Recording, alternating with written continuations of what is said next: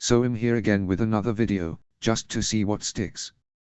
This time I want to try and make a video about some tips, tricks and combos you can do with the Tyranids on the tabletop.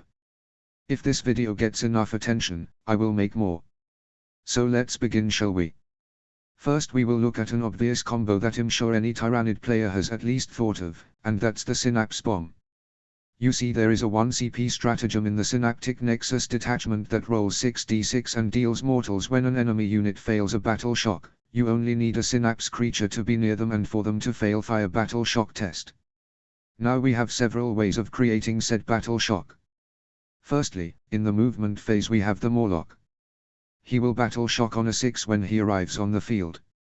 Not guaranteed, but I know you're looking for a reason to throw him in a list, so he's there. In the shooting phase we have the Screamer Killer. With its point reduction and -1 to the battle shock test, you could run 3 of these for just under 500 points and be pretty happy about it. Then in the fight phase we have a couple. The Parasite of Mortar E tests at the start and the Haruspex with its very cheap cost of 125. AoE battle shocks if you kill a unit, so you put 3 in the list for under 400. Then we have Death Leaper and the Neurolictors who shock the opponent. Now you can use the stratagem every single phase. And that is amazing. But don't forget the Neurotyrant, because he makes the Shadow of the Warp once per game battle shock happen at a -1 penalty. So how do you fund all this CP usage? Well, you might think I have to spend 270 points on a Swarm Lord just to do this 3 times, and yes, you can do that. But another better way you can also do it alongside that if you want is with a Hive Tyrant. I prefer the winged version considering its wingspan means more synapse range, but hey, you do you. You see, the stratagem is a battle tactic and as such can be used for free by the winged Hive Tyrant. So on a failed test you can throw 2 synapse grenades for the price of 1 battle shock. Now that's well and good, but there is more to this tyrant than meets the eye. You see, unlike every other captain who can only use fire-free stratagem once per battle round, the winged Hive Tyrant can use it once per turn. Yes, you heard me, if you battle shock them naturally or with a Death Leaper, then you can do it again for free and then again for cost. Now you're throwing 24d6 and on every 3+ you get a mortal. For the cost of 2 command points. And sometimes more if you spend more CP. Because did you know that you can battle shock an already battle shocked foe? You see, the requirement for you to throw the synapse grenade is they fail a battle shock test. Being battle shocked does not mean you get out of taking the test. Just the effects of battle shock don't stack. And all we care about is the test itself. And don't forget, some of the leadership debuffs we have, like Death Leaper, Screamer Killer, and Neurotyrant. There's even a leadership debuff enhancement in that detachment. So like and subscribe if you like blowing out your opponent without even shooting a bullet at them. Okay, for our next trick. Trick number 2.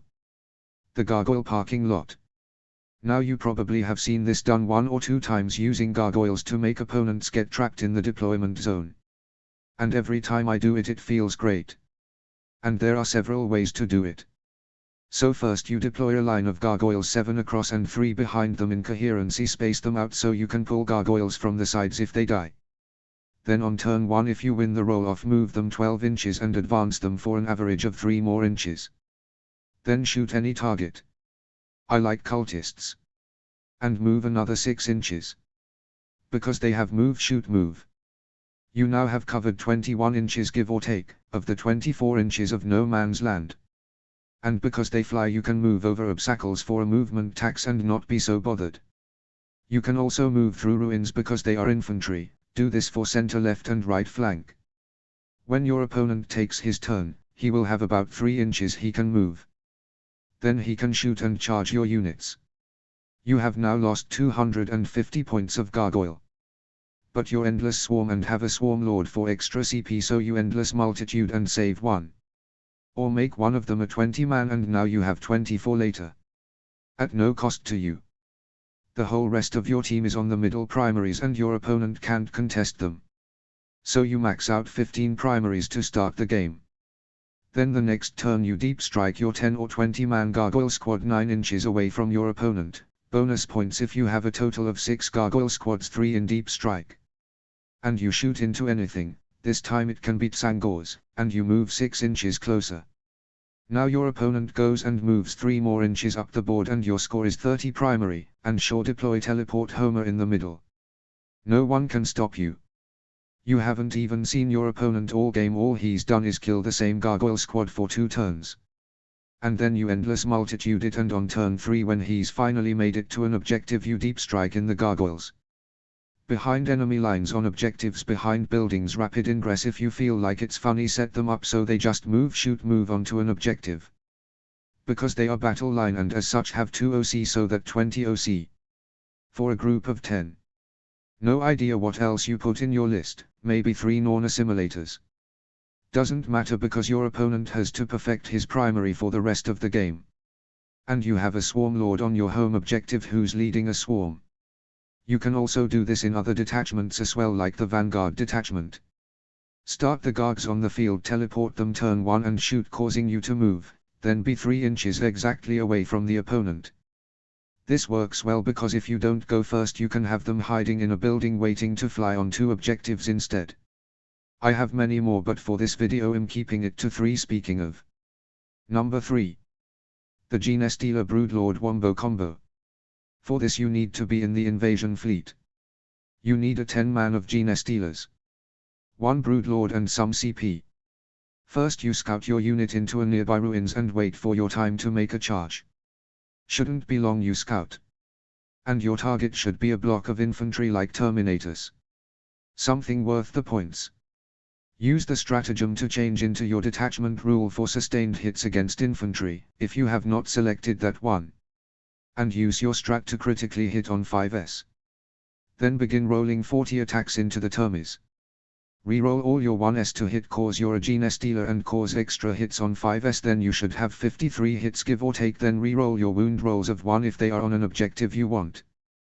Giving you 8 dev wounds on average and more, 5 to 7 more if you're rerolling wounds of 1 for about 13 before saves, and then the Broodlord does the same with his damage 2 weapon. And you want to do this in this order, so if you take 1 wound off of a Terminator, the Broodlord finish it off. For about 4 to 8 more devs, then all your 5s to wound are up. 2.5 of them go through for an average of 7 dead Terminators, but can get lucky and wipe a whole squad and a character. Might get unlucky and kill 5. Then laugh as the enemy tries to kill 26 wounds of Genestealer in the fight phase and you give them a 5-up feel now pain with another strat and some synapse from a neurotyrant or something to note. This combo used to be even more devastating with the old Genestealers, but now we can only kill 7 Terminators with 230 points, oh yeah, it's cheap. Thank you all for watching this, I hope you enjoyed it. Again, like and subscribe, I'm new to YouTubing and just wanna put my thoughts out there for this game. So comment and tell me some broken combos you guys know and I'll put them in a video too. Stay tuned for updates, and until we meet again, may your quests be legendary and your loot plentiful. Catch you on the flip side, Space Warriors. Galactic Gill, out.